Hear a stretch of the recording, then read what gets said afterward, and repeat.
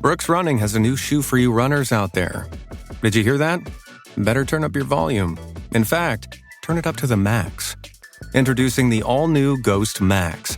It's got all kinds of things to make your knees and ankles feel protected, like Max Cushion, Max Soft Landings with DNA Loft V2 foam, and Max Smooth Rides with their Glide Roll Rocker. Feel better on your run with Ghost Max. Learn more at brooksrunning.com. Apple Card is the credit card created by Apple. You earn 3% daily cash back up front when you use it to buy a new iPhone 15, AirPods, or any products at Apple. And you can automatically grow your daily cash at 4.15% annual percentage yield when you open a high-yield savings account. Apply for Apple Card in the Wallet app on iPhone. Apple Card subject to credit approval. Savings is available to Apple Card owners subject to eligibility. Savings accounts by Goldman Sachs Bank USA, member FDIC. Terms apply. Okay, my name is John Estrew, as I'm known throughout the podcast world, my little corner of it anyway. And I actually host a number of podcasts, primarily the Batcave Podcast and the OSI Files.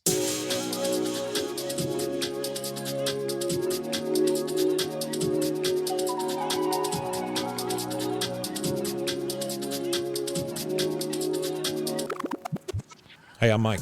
Welcome to Podcast Diaries. These are the stories of podcasters who feel alone, just like you.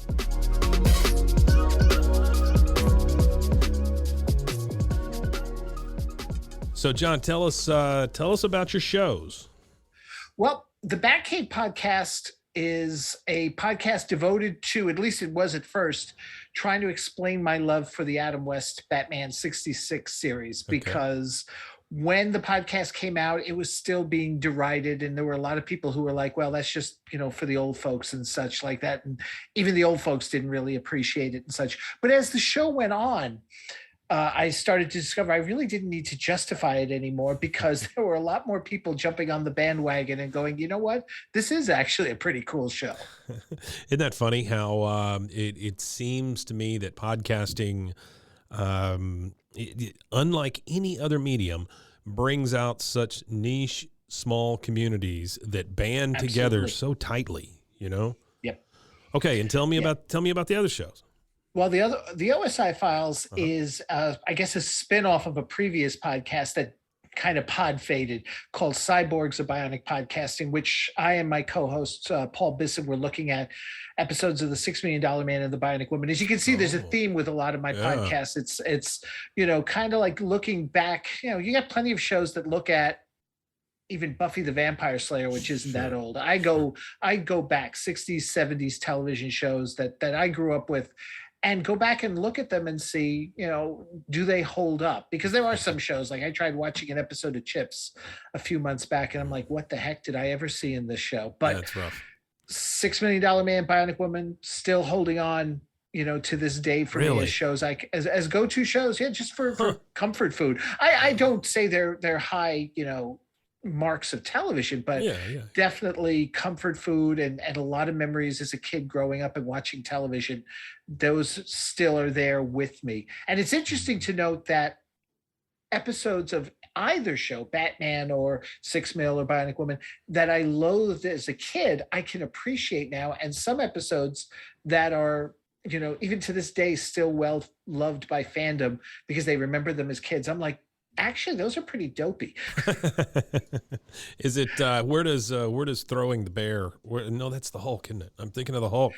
The Hulk did the Throwing Bear, yes. I had. That's right. I remember having the 12-inch $6 Million Man figure where I could look through his head, and then I had who Bosley? Was it Bosley, the guy who ran him? Oh, Oscar. Oscar, that's it. I'm confusing my shows here. Yeah. Yeah, Bosley was Charlie's Angels. There we go. Yeah. I do a King of the Hill rewatch podcast where we do episode by episode, and we're in season 3, so we've got a ways to go. But I do understand being able to look back at those shows and just see if you feel what you felt when you watched it. Right. I can't tell you that's the same for me necessarily, especially some of those older shows. They don't hold up, and just in my brain, they are much bigger than I thought. So tell us about you, John. Well, I am by day an English teacher in a high school in the Bronx. Yeah. By nights, I try and get as much in terms of recording podcasts and such as much as possible. It's not always easy, especially these days with everything going on and such. And I recently took on the chairmanship of my department, so that's added another level of stress and responsibilities. But I just completed a 12 days of Batmas, which was basically 12 episodes, 12 days in a row, looking at aspects of Batman 1966, because we're actually done with the actual reviews. Right. I was ready to put the show to rest, and then people were like, well, you still have the pop culture aspects, like the pop culture effect of Batman, which still happens to this day. So, we've been looking at episodes of Electro Woman and Dyna Girl, which clearly was some deep dives. Oh, Hanna-Barbera stuff, huh?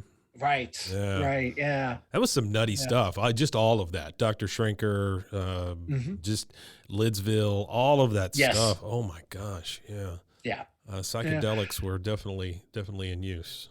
Yes, they were. So they were. So, John, tell me about your motivation to do these shows. Where does that come from, and what do you think it is? Well, it all started actually with a show called The Chronic Rift, which was a public access show I did way back in the 90s. For 4 years, we were on New York, Manhattan, and Bronx, public access channels there. And, we had a lot of fun. We talked about science fiction, fantasy, pop culture in general. And then around 2008, started hearing this thing, podcasting. It's like, okay, you can have your own radio show as long as you have the funds to handle the website and the storage of your episodes and the distribution and yada, yada, yada. And I thought, well, the costs of this don't even seem to be as bad as when we used to go in for $100 an episode doing the public access show. Yeah. So I, got some of my friends together and we resurrected The Chronic Rift, and that went on for about roughly 4 years or so. Wow. But during that time, I just started, thinking to myself how much I would enjoy a particular topic. We did a $6 Million Man discussion on The Chronic Rift, and I was like, that was fun. I'd like to do that more often. And I see more and more of these retro shows. And as I say, most of them are like, The Walking Dead. It's like, all right, we'll talk about The Walking Dead after an episode is on, or and then some others are a little further back, Buffy the Vampire Slayer, Babylon 5, but nobody was doing anything that was like really old school 60s, 70s. And that's when myself and Paul K. Bisson were like, let's do Cyborgs. Let's do this show. And we made it all the way up to season 3 of $6 Million Man and the start of Bionic Woman season 1. And Paul just sort of lost interest. And to me, it was like, it's not the same without Paul. So kind of let it pod fade. But at the same time, I was like, I haven't finished with the story. So but I couldn't do Cyborgs because it had a particular pace, a particular pattern to it. It was audio. OSI Files is a video podcast. We do it live on Facebook Live and Twitter. Oh, okay. So yeah, so it's a different beast altogether. And we actually just finished last month our look at the whole 5-year run of both series. So now we're just moving on to a monthly show where we're just going to look at, again, kind of like I'm doing with Batman, the different pop culture aspects that how the show has affected or brought about other things. We'll look at the Bionic Woman revival they did in 2007. We'll look at the merchandising that still goes on to this day, where somebody else is coming along and introducing a new line of toys for $6 million. Oh yeah, there's still, it's not a huge market, like you say, niche. I don't deny that there, but there's still an interest in these things. And I get people, pointing out to me, I listened to your show, I'll watch an episode of $6 Million, and then I'll go listen to your show and see what you guys thought. So to me, that's also when we didn't get, commentaries on the DVD collections and stuff, I like to think that we're their commentary, even though we don't, go beat by beat with the episode. There you go. So you say that, one show is a video show. What give me a comparison or compare and contrast between the audio only and video shows. With the audio shows, I'm very meticulous, or I try to be as meticulous as possible with the editing. I mean, any sort of ums and ahs, that drives me nuts. So I will tend to spend a lot of time editing. It's a lot more of a labor intensive, but there is a labor intensive side to the video show too, because I do have video elements I will, introduce to the show.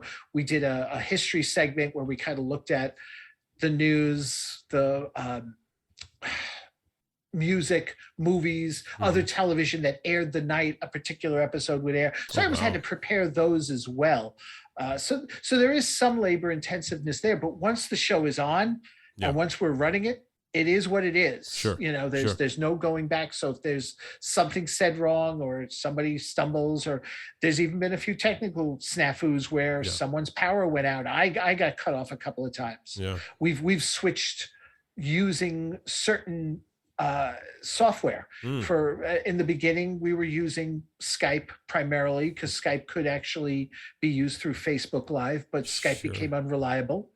So now we use a system. Then we were using Ecamm for a while. Ecamm became unreliable too. Now we use StreamYard, really, which has been really good for us. Ecamm became unreliable for you, huh? Ecamm became very unreliable in terms of the audio. Oh, wow. The audio would glitch out on us.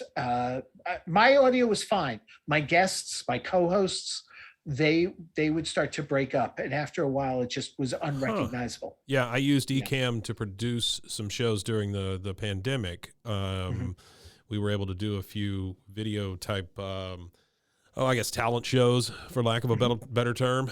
People would send in clips, and then we'd have a live host somewhere, and we'd be able to produce the show, and it was a ton of fun. But Skype being the only way to get them into the system was a real pain in the butt. You could use other type inputs, but it was just such a laborsome process. So you say StreamYard now, right? StreamYard. It's a similar setup almost here to like we're doing this on Zoom. Yeah. But the nice thing is then you can also at the same time send it out, and I send it to Facebook, I send it to Twitter, and I actually send it to my LinkedIn account as well. So people there can watch it. This episode is brought to you by Shopify. That's the sound of switching your business to Shopify, the global commerce platform that supercharges your selling. Harness the best converting checkout and same intuitive features, trusted apps, and powerful analytics used by the world's leading brands. Stop leaving sales on the table. Discover why millions trust Shopify to build, grow, and run their business. Sign up today for your $1 per month trial period at shopify.com/tech23. First, the bad news. SAP Business AI won't help you generate cubist versions of your family's holiday photos.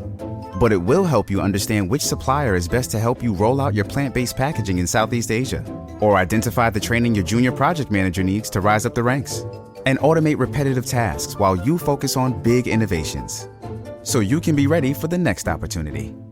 Revolutionary technology, real-world results. That's SAP Business AI. Hold music. You want to avoid it, and so do your customers. So say goodbye to hold music and hello to faster, smarter support with Salesforce. Make service more personal and agents more productive using built-in trusted AI. Then watch costs and wait times drop and satisfaction soar. Support customers in a whole new way with Service GPT. Learn how at salesforce.com/servicegpt. What kind of response have you gotten on LinkedIn? LinkedIn, not a huge response. Sure. It's more just to see testing the water. In fact, towards the end, I gave up on it because it was it really wasn't, if I had one or two people watching there, I was lucky. It's such a weird place. LinkedIn is such an odd place. I'll see work, and then something completely different, and I don't know. It's just such an odd place. So tell me, what, having done all these shows and continuing to do these shows, what do you see as success as a podcaster? What does that mean to you?